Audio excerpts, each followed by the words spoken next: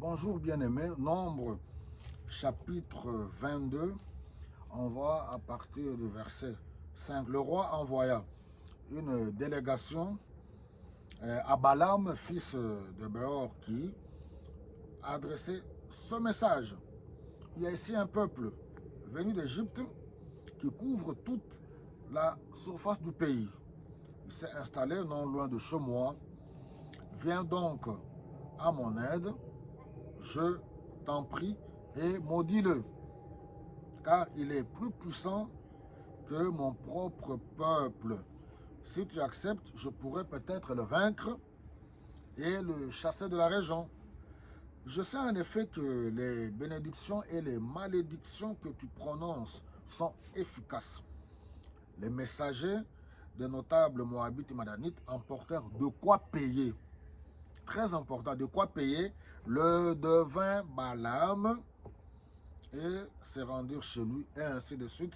Et si vous arrivez au verset 9, alors Dieu vint demander à Balaam, qui sont ces gens que tu as reçus chez toi? Balaam lui répondit, Balak, fils de Zippor et roi de Moab, a envoyé ces hommes me dire, le peuple qui a quitté l'Égypte couvre toute la surface du pays. Viens donc à mon aide, je te prie, et maudis-le.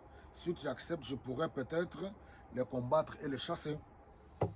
Alors, tu n'iras pas avec eux, lui dit Dieu, tu ne maudiras pas ce peuple, car je l'ai béni. Je vous explique toujours que les choses de prophétie, la relation qu'il y avait entre les prophètes, les prophéties dans l'Ancien Testament, la relation qu'il y avait entre Dieu et Israël, c'est des choses à faire une étude profonde. On ne peut pas se permettre de s'improviser prophète aujourd'hui en s'identifiant tout simplement dans l'Ancienne Alliance sans comprendre le contexte, quel genre de rapport que Dieu avait avec son peuple. À chaque situation, Dieu s'est manifesté, Dieu pouvait utiliser qui il veut. Alors, Balaam était-il un vrai ou un faux prophète? On a vu dans Deutéronome au chapitre 18 que si quelqu'un s'est levé pour parler au nom de l'Éternel ou au nom d'autres divins, cette personne devait être mise à mort. Un vrai prophète de Dieu selon la parole de Dieu, la Bible, dans le contexte de l'Ancien Testament, c'est Dieu qui l'appelait à son service pour l'utiliser au milieu de son peuple, pour transmettre le message de Dieu. Nous avons vu que la prophétie avait deux éléments, la prédiction et la proclamation. Proclamer la parole de Dieu, le message que Dieu veut transmettre à son peuple. La prédiction, prédire le futur, les choses à venir, les bonnes ou les mauvaises concernant Israël ou les nations qui étaient les nations qui entouraient Israël. Alors, les deux thèmes de prophétie, c'est le jugement et le salut. Jugement du fait que le peuple de Dieu se détourne de Dieu, se livre dans l'idolâtrie, où les dirigeants politiques soumettent le peuple dans la misère, la souffrance, dans l'injustice sociale. Alors Dieu prononçait le jugement sur les dirigeants politiques. Le salut qui vient après lorsqu'il y a repentance. Toutes ces choses, on doit les connaître. Maintenant, quand quelqu'un peut se lever d'un bon matin, après avoir mangé les cacahuètes, je ne sais pas quoi, et vous dire que je rêvais, j'ai vu deux pigeons, j'ai vu des canards. Et puis Dieu m'a parlé, et il vous donne le score d'un match de football. Et si même ce score se réalise, et vous appelez cette personne, voilà, il a le don de Dieu, c'est un prophète de Dieu. Non, dans la Bible, il faut voir les critères. Balaam, comme on le voit ici, était un devin. C'est-à-dire, tout ce qu'il prédisait, il était reconnu au milieu des Moabites. Il avait le pouvoir de bénir comme de maudire.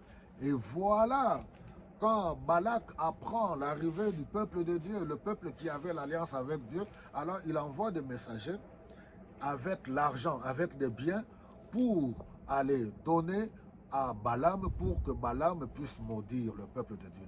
Balaam n'est pas un modèle à suivre. Un vrai prophète de Dieu, on a vu, il dépend de Dieu. Il reste fidèle à Dieu. Il ne reçoit des présents de personne.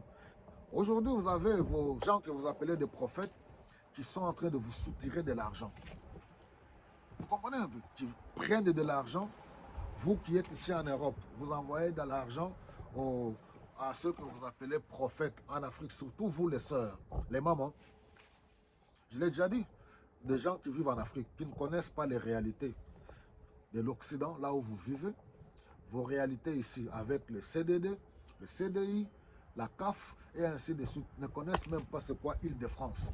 Et ces gens-là, vous leur envoyez de l'argent, ils vous racontent des choses pour vous dire que vos blocages, les blocages que vous avez, c'est suite aux sorciers de vos villages, c'est dans vos familles, les gens sont jaloux de vous.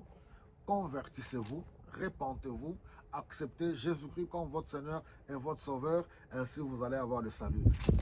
Bâtissez une relation, entrez en alliance avec Dieu.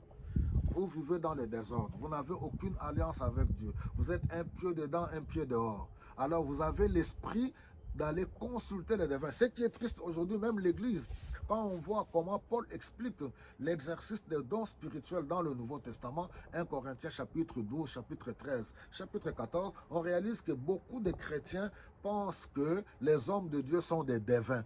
Vos prophètes, là, vous pensez, sont des devins ou vous venez les consulter pour qu'ils vous prédisent l'avenir. Vous-même, vous n'avez aucune alliance avec Dieu. Vous vivez dans les désordres. Et c'est ça, c'est une triste réalité que nous sommes en train de vivre aujourd'hui. J'ai vu beaucoup de gens avoir foi au pronostic. J'appelle ça le pronostic. Ce n'est pas des prophéties. Les pronostics que tous ces aventuriers vous donnent concernant le match de football de Léopard ainsi que d'autres nations. Comme si Dieu devenait un aventurier qui aime notre pays pour donner le pronostic. Mais non, il faut rester dans le contexte des choses de Dieu. Dieu n'est pas dans les loisirs. Dieu voit tout, il connaît tout, il comprend tout, il maîtrise toutes choses, il règne sur toutes choses. Mais il n'est pas dans nos loisirs.